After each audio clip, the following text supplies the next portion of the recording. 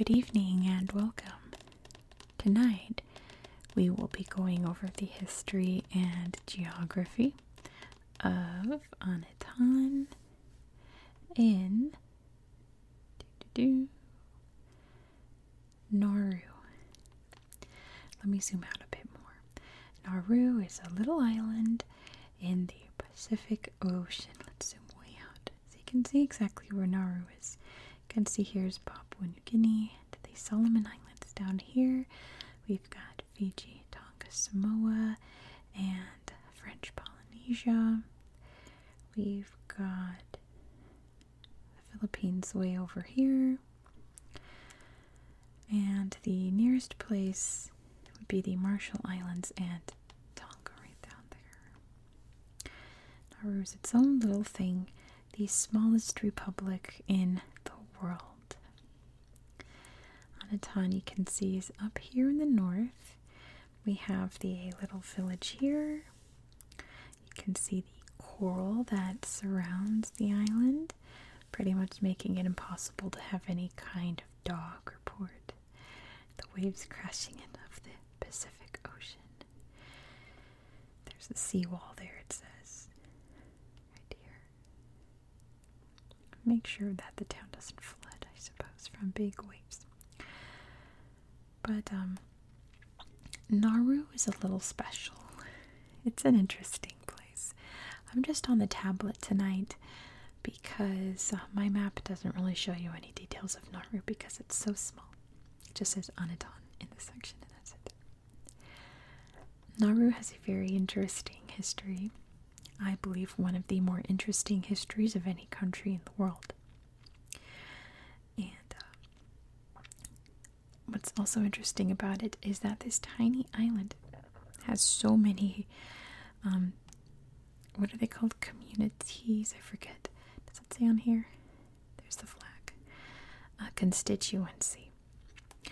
There's way too many for this tiny island. So I can only talk about so much. So let's just go north to south and explain what we're looking at. Nauru is a coralline island, meaning that it is made out of coral, meaning that it is not a volcanic island. It's not a big volcano, and it's not an extinct volcano with lava flows and all of that. It is made out of coral. So coral islands rise up and then they slowly kind of collapse inside and make a big lagoon that eventually turns the island into an atoll, which is a big ringed coral island. That has not happened in Nauru. There is a little lagoon beginning over here, but there it is. It's all cloudy, but it's not like a atoll even a little bit. It is a full-on island. And as you can see, everyone here has a coastline. I was joking with my brother-in-law about I'm just going to take off and live in Nauru, and he was like, well, at least anywhere you live, you'll have a beachfront property.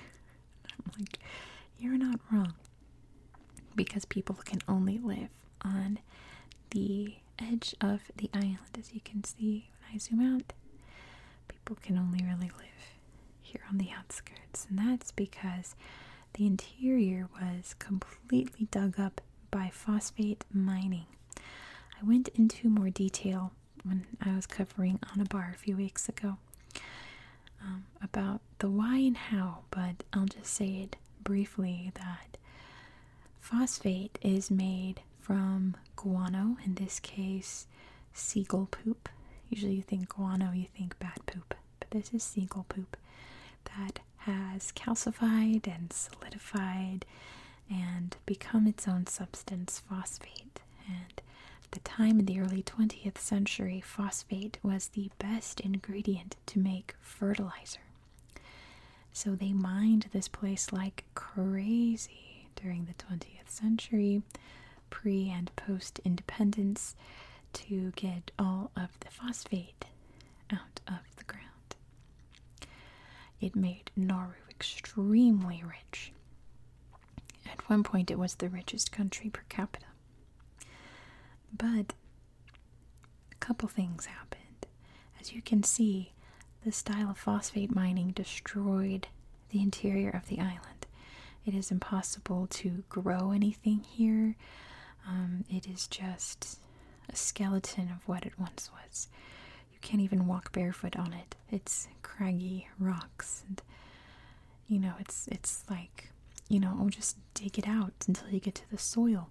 There is no more soil. It's a coralline island. You dig enough, you're just gonna hit the ocean, right? So the interior was completely mined out. There's no more phosphate on the island. Not to mention, we now have artificial ingredients to make fertilizer with, so you don't have to mine places like this to get the phosphate. And it completely destroyed the environment of the island. So Nauru had to do a couple of schemes to try to make money because phosphate was their only source of income.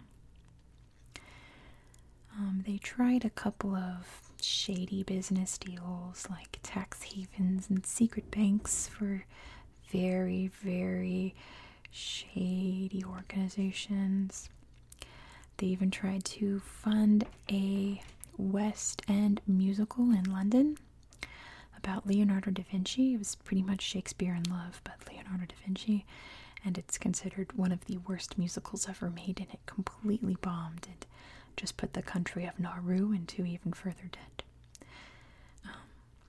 I think their main income at the moment comes from owning various hotels in Australia, but an opportunity arose in the early 2010s when many migrants were fleeing into Australia to find sanctuary, a safe place to land. Lots of peoples from Southeast Asia and kind of the Middle East area, they were all Muslims, trying to find a better opportunity, sailing through perilous waters on very rickety rafts to try to find safety. And the Australian government didn't know what to do with this huge influx of immigrants. It reminds me very much of what in my country, in America, we do to people trying to enter a first world country to build a better life, just treating them horrendously. But Nauru saw another shady money-making deal. They constructed places like this. This is, you can see, the Regional Processing Center Camp 3. I'll go into more detail. I think next week we're going to talk about the region that has the main center down here. So I'll go into more detail there, but basically Australia shipped off these refugees to be processed on Nauru.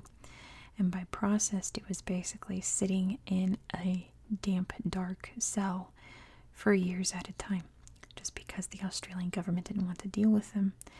And the people who ran these camps made millions because the government of Australia was just paying them to keep them here, and it was just absolutely horrendous for the people who were forced to stay here. It made worldwide headlines. They had to close and reopen these centers saying, oh, it's better now, we can take these refugees, but it turns out that they weren't at all. It was just a place of human misery, but COVID actually changed that, because obviously you can't have all these people together in these centers when there's a pandemic happening. So that just facilitated the process to get these people out as soon as possible. And the last refugee to leave Nauru was in August 2023, just a couple months from when I'm filming this. So from what I can tell, these are no longer used. I looked up this camp on Google, and it said that it was open. So I don't know who they're open to, but they're open to somebody. But yeah, there's my upstairs neighbor stomping around. Just ignore them.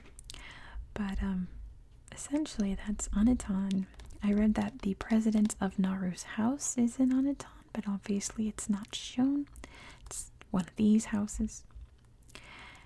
And that is pretty much all that I have for you today. I know it's kind of like, why don't I just do all of Nauru in one go? But I'm determined to make sure that every country gets its moment on my channel and doesn't feel rushed or anything, because people live here. This is someone's everyday.